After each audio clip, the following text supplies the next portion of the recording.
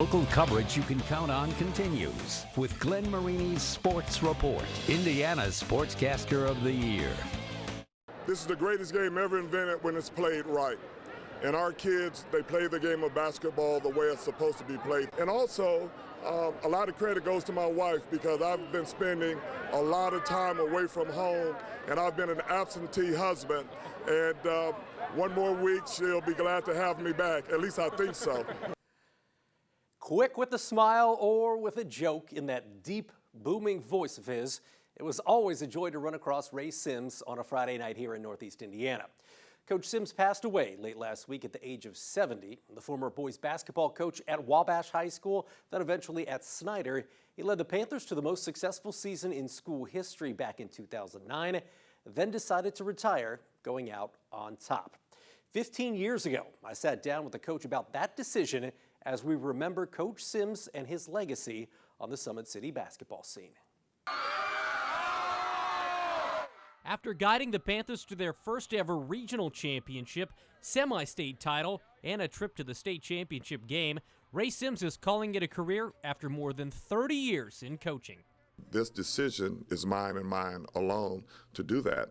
And when you go out on your own terms, not being forced out, it leaves a sweet taste in your mouth. If you're forced out, it leaves a sour taste. And going out on my own terms, it means a lot. Sims will spend most of next winter in the car as opposed to on the sidelines. His youngest son, Jonathan, has signed to play at Eastern Michigan University, while his oldest son, Ryan, is playing at the University of Indianapolis. With having two kids playing college basketball, we saw it almost nearly impossible for us to continue me coaching basketball.